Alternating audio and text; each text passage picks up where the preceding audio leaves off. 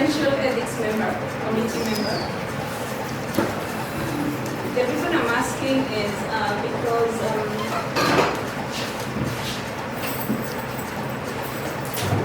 the next session is very specific to the ethics committee. Like I had said to Paul, when you have an opportunity to train on the ethics committee, it's good to add other faculty, other graduate school. In some places where we go, they have master's program, they have postdocs, because those are the people who help you review protocols sometimes, and they will be the potentially the ethics committee members in the future.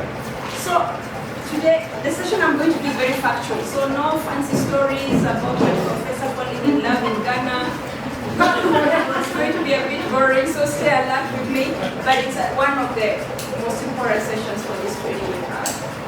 So it's module number 10 in the list of routine, and it's about the composition and the function. And so I want you to reflect on how you have been formed, how you're functioning, where you're seeing gaps. And I've been a member of an ethics committee, and it's more than 20 years, so there are a few things I can share as we talk about yours.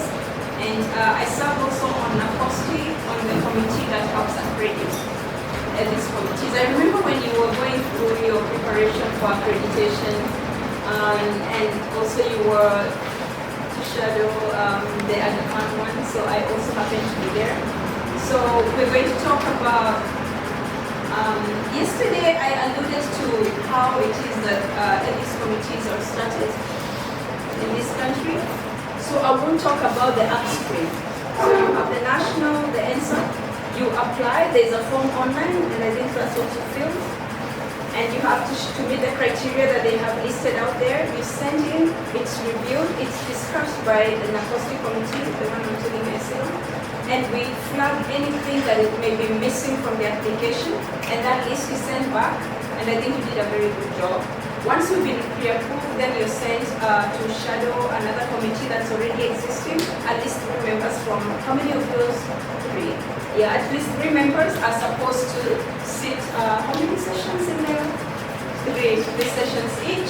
So the assumption is that as you listen in on that particular ethics committee, you will pick tips that you can come and use to improve your SOP or to improve how you're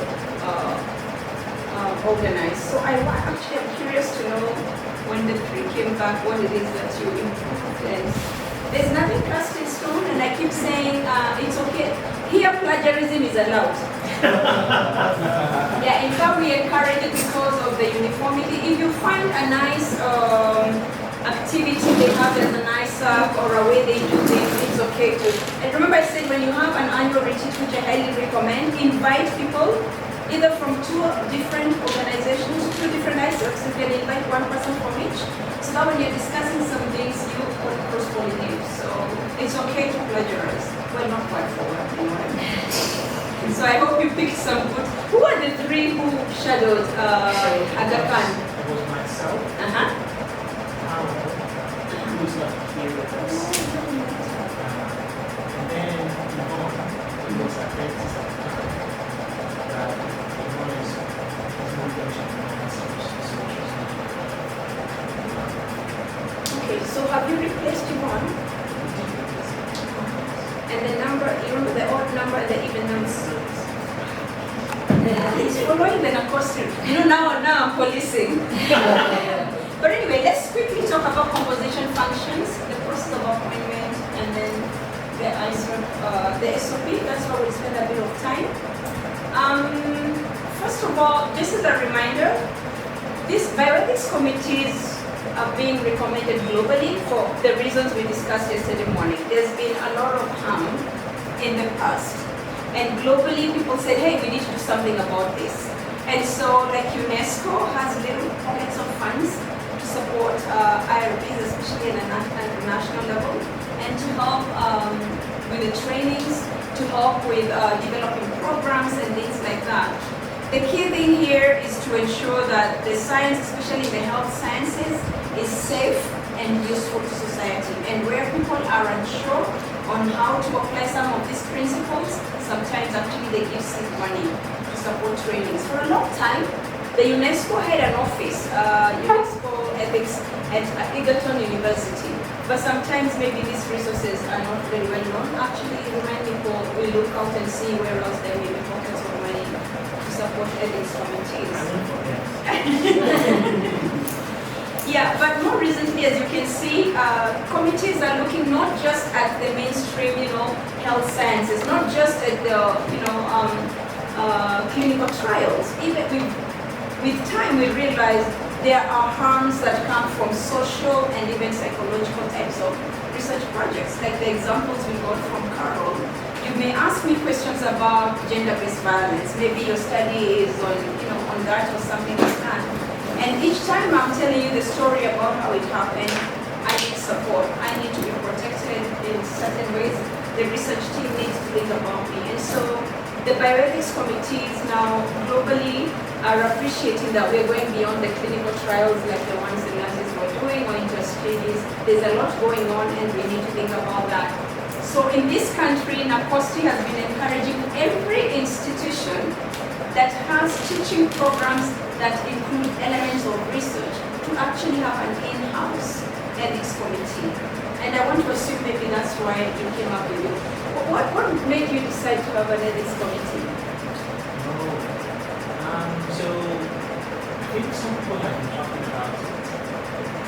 Research is wasn't that violent here, but our CEO was the CEO at the time. That was one of the but that project came from strategy.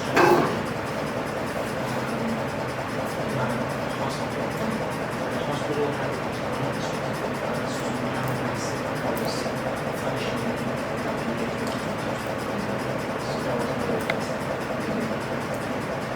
You know why I'm asking? We rarely have hospitals asking to have an Iserc if they're not doing research. So my assumption actually was that you asked for an Iserc because you have an asset code. Otherwise, it would be more of a hospital ethics committee. So actually, the thinking behind is that we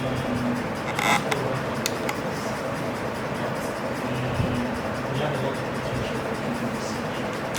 We have all the ingredients that one needs to measure research. We are training facilities, we have a lot of awareness, and also we have all the building blocks of lab, imaging, faculty members themselves own research and publish. But the vision is that we will become a center in this region for moving research along and having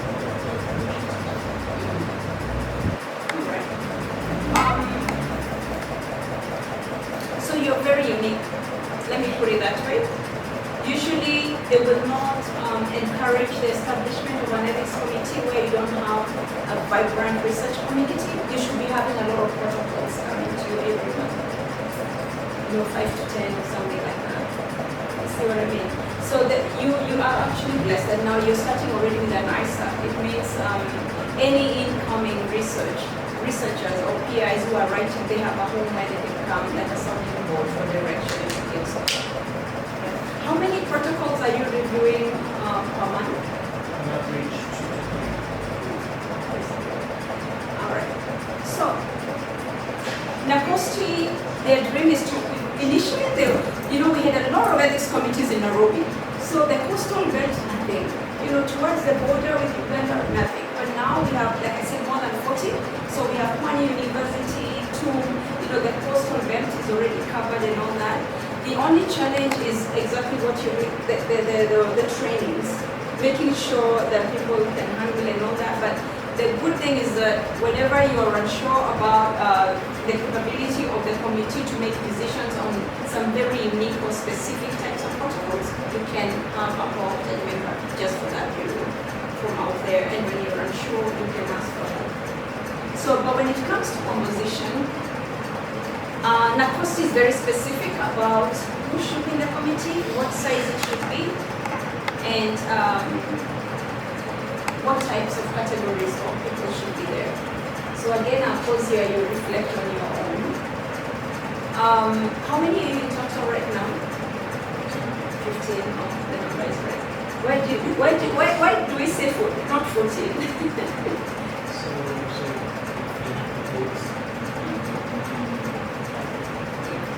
So do you have gender, regional, and ethnic balance? These are qualifications required by the costume. How many men, how many women? It used to be about 8.7. What happened? Some people move equal goals to And then the key thing is succession planning. That's why I said I'm happy to see you have people in this training since yesterday who are not on the committee. So that when you will be recruiting, maybe there will be people who will be reviewing for you, there will be the people who can be, appointed to join the committee. So every time you go for, when you go even for your retreats, add maybe 2 additional doctors or 2 nursing, because you're trying to build capacity of other people to help with the reviews and to help you roll into the community when you need to. Yes. So you said you can join Thanks for interrupting. I forgot to ask that. How is your review done? Is it done within the committee or by the fraternity entrepreneurial at large? Okay, then that's different. Some of the ethics committees in this country, especially the ones in the universities, are reviewing using the faculty, not the committee only. So if a protocol comes, for instance, in Moi Hospital, College of Health Sciences, Moi IRB, when a protocol comes and it's oncology oriented, we don't only look at the faculty member in the committee who may be, maybe it's a clinical trial and it will be or this we look at faculty in the relevant in MT or even providers in MT original oncology units who may be relevant, who may have information that's relevant to that, and they are invited to review. And they're given 14 days to review and send back their comments. And then the committee itself also looks at those comments and reviews. So it's as if it has a 3-layer review. So in this way, we expand the pool of reviewers, but you can guess what else happens with that approach. The advantages and disadvantages. I see Lynn laughing. What do you think happens usually? Just thinking there may be many different opinions. Yes, so many opinions. What's the other thing that you suspect happens? Turnaround time is a mess. Because when the committee is reviewing, like the current, all the reviews are done by the committee the same way you're doing it. So you're dealing with a smaller pool of people. But if you need, let's say it's a protocol and it has to do with the work, and there's a very senior oncologist in the current hospital, it's possible to reach out to him and ask for advice. So the style you're using is just actually, I highly recommend this style where it's a committee that has the reviews. The other reason is because it's a committee that we keep training. So when you bring someone who's never been trained on how to review and things to look out for, again, it's a puzzle. But if you're going to them because of their expertise on the pharmacology around or a mechanism around something very specific, it will be clear that's what you want the feedback to be, and that's fine. So it's the So succession planning is about thinking about anybody else in this consortium, and the network that you're working with, who should be part of the trainings that we're doing, so that, and also you have, I like that your committee has a vice, some committees don't. So that sometimes it makes it easy when the chair moves on or has to, I don't know, we'll go to the SOPs and see how long he becomes chair. The transition is smooth, so that as the deputy moves to being chair, there's another person to deputize. Those types of things are really, really important, and to avoid leaving a gap. So how many men are there and women now? Right now, within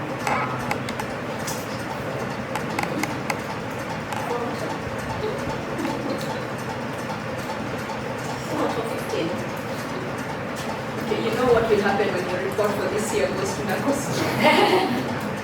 Yeah, but the reality easily. We know that there's usually turnover sometimes of people, and that's well understood. But each time, like now when you're recruiting, you should consciously be recruiting females if you can.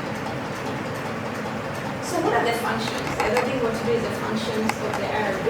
I want to remind you the first key function is to be an educator. The IRB is one of the few places in a place like this that will have a lot of information on ethics, about methods and things, anything that research regulation in the country. So be a place that remember we are volunteering. So allow the residents, the master students, the diploma students, the early career researchers in Togoria, let them keep knocking on the door. Where is your office? Office is pediatric.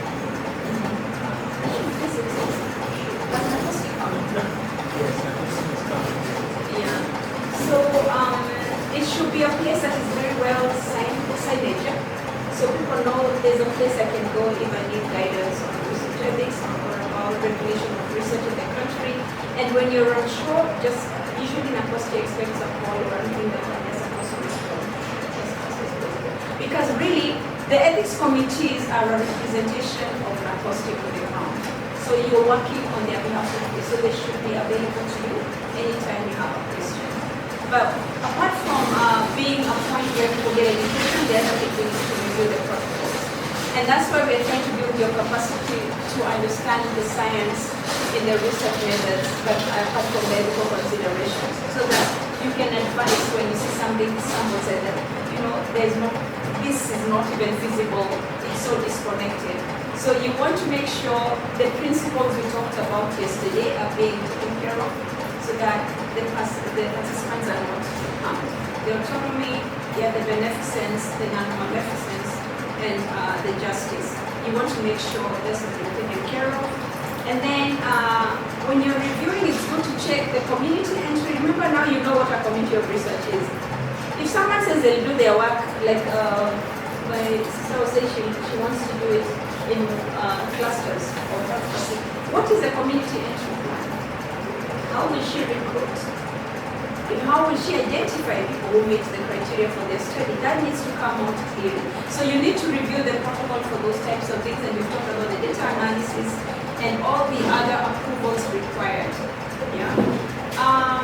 Then the other key function is to develop the SOPs. And I'm curious to know your version. Are you on version 1 or version 0 of the SOP? In my mind, it's probably version 1. Because like I said, it all came from Java. So that's version 0. So then when you change the logo, the titles, and all that, that's version 1.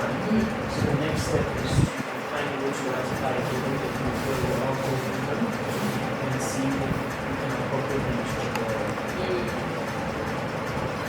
Which means, because you're already reviewing protocols, I don't know whether there's a way you can weekend that activity. Because you should be having a functional SOP because you're reviewing. Date it and sign it, and you just know that's the version we're working with. And maybe in the next 24 months, we will have a retreat and repackage or something like that. So one of the functions of the ethics committee is to develop and to maintain, because you have to probably keep checking what it is you want to update. Then there's the issue of appeals and resolution of complaints. So there may be a researcher, who's having issues, and they want to, sometimes they appeal to us at NACOSTIC directly. We've had a PI reach out to the National Ethics Committee because they want us to defend them or stand for them or whatever like that. So there may be complaints, maybe it's not so common. But if that happens, the Ethics Committee should be a safe place where an investigator or a study coordinator, maybe the study coordinator wants to be so low on their PI. But, or a research assistant, maybe there's something wacky about the consenting process. So this is a place where complaints or even participants may feel like there's a new influence or they want to be reimbursed a certain way, it's not been done. You should feel like that office is a place where they can come to complain about things like that. Then you're expected to maintain a very solid database about the research that's ongoing here that you have approved. And all those kinds of things. And I'm wondering about the appendices you have. Like if you go online, a lot of the IRBs, like the Eldoret one, they even have all their forms online, the closeout report, the amendment form, all those types of things. That kind of information and the data that comes through those forms, you should have a way of combining, storing it in a way that you can retrieve it and analyze it or use it. Then you're expected to, is it annually sent in a report to NACOSTI, and there's a standard way of doing it. I think you already have the form. Yeah, so how did you review problems you faced, trainings that your team, like this training now, will be reported as something that was done, changes you had in the ethics committee, things like that, CVs may need to be uploaded for the new people, those types of things. So you are expected to do this to the team. And then capacity building, I cannot emphasize this, and I commend you so much for doing this. What types of trainings do you want? What levels of training? Like what we're doing now is sort of certificate and all those, very short and all that. You may actually invest in sending someone for a longer training, just a member and things like that, when an opportunity is available and things like that. Carol talked about Cambridge. There's a Cambridge brand where they've been training the lay people in the ethics committee. So I was telling her, the next time you're running it, make sure you call this. Yeah, so there are things like those. So you need to think about the types and the levels of trainings. And then there's this thing about CMEs. We have all kinds of continuous medical education. So you remember I kept saying, maybe that can be a webinar, or maybe that can be. So think about maybe every quarter, and you find out from the team the types of topics they want. Maybe you say, let's cover informed consent again. So we might let's just do assent for that one. And it's just an hour where it really builds capacity in the group. So you can think about it and come up with a list of it. And for that one, the topics won't be like this is everything, like scholars plus the Iserc. So those will be questions that will be helping you as an Iserc function. And then we can help you, like if you reach out to me, I can help identify a facilitator for you. And most likely it will be promoted. So that can be done. I don't know, there might be other functions that you have that I don't know that I haven't listed, but these are some of the minimums required of you by the hospital. Yes, please. We're having things for the team, and I have a professor. What happens, another chair, the people must have the person in Iserc. They have a proposal. So does he like step out during reviewing that proposal and what usually come on, we will see it and probably see what other members are what about it. So I don't know how to go about that. Yeah, so there's a session on that Carol is supposed to run. Actually, she's supposed to come and do the review process. I'll use myself as an example. That's a very good question you've asked, and that is alluding to the issue of conflict of interest. Quite often, many ethics committees, when you join the ethics committee, you sign a conflict of interest document and also a confidentiality document. I don't know which ones you guys chose. You did both. So when my protocol, because I'm an active researcher and I use my ethics committee where actually I'm a reviewer. When my protocol is being discussed, I have to step out. And once they've finished, I don't follow up on it. I just wait until it's done, and the comments will be sent either to me or whoever else is on my team. Yeah, and we respond. Yeah, sometimes as an insider, you may ask, is my protocol on the list because you want it to be discussed at it. We were human, but actually the idea is that you should let the secretariat, which is the next question I'm going to ask, you should let the secretariat function as if it was not your protocol. So do you have a committed secretariat serving the ethics secretariat?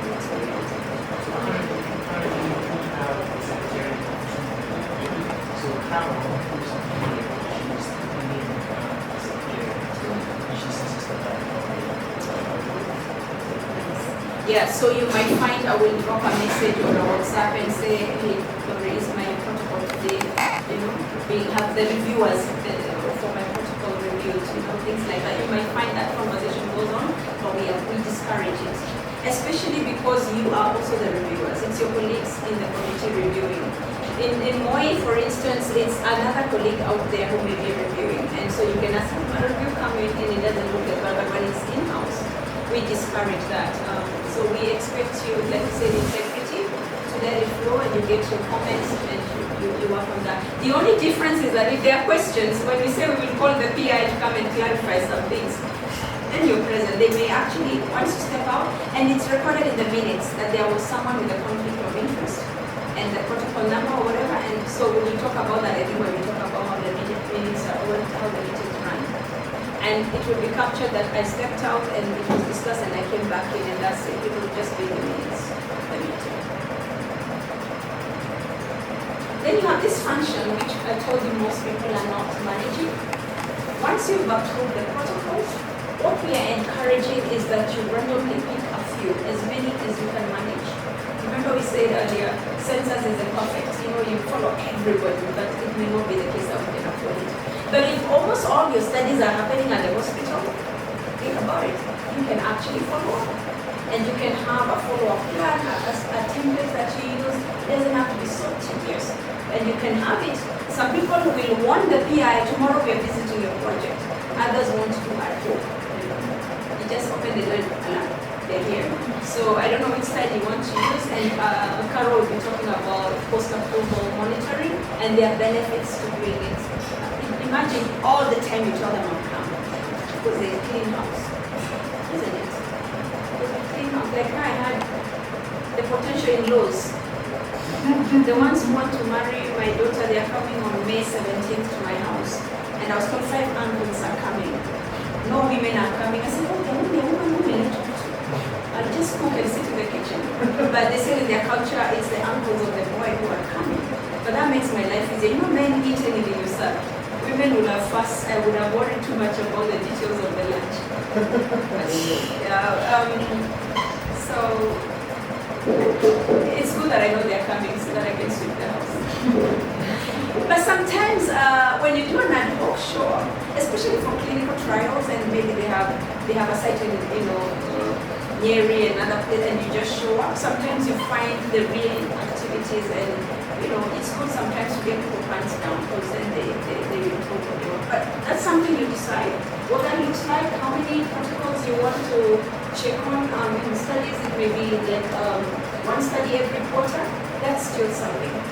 And you will also, record the things you find. If it's all good, that's okay also. But also you may want to see the pattern of things people keep making a mistake on. Because it may be that's the next health education, what do you call it, a CME can be on that, or something like that. And this helps you with the planning. If you say we're going to have a webinar every quarter, so it means we need 3 topics for the year, and we start thinking about the facilitator and which day that will be, and who is responsible for organizing that. So it's a nice way to help you with the planning, even when you now show the CMO, the plan for the year, and the budget you need for the year. Any other comments? Or this is the one where you talk most because it's about your thing. I have one question. With respect to the resolution of complaints. Yeah. That one is complaints in general, no matter specific to the research process. Like, what are I think I listed in here, how these complaints are meant to be. So there may be a participant might call in. Remember that most of the I don't know, I haven't seen do you have a template of a consent form? That you use, yeah, you do. So at the bottom of that consent form, usually it will say if you have any question, you can also call the ethics committee or a complaint. So yeah, research related. Yeah. It may be a research related query or someone is whistleblowing. So it's a complaint about the PI or about the research team or something. That's what I mean. So it's very uncommon. All the IRBs I've been to, I rarely hear of these types of things, but the assumption is that should there be, or it can be a team, an infighting team. Like the example she was giving where the PI, the local PI starts having a fight with the collaborating team. So that's some of these issues may come to you before they go up to numbers. So any type of complaint around the research, it may be added to your agenda and you discuss.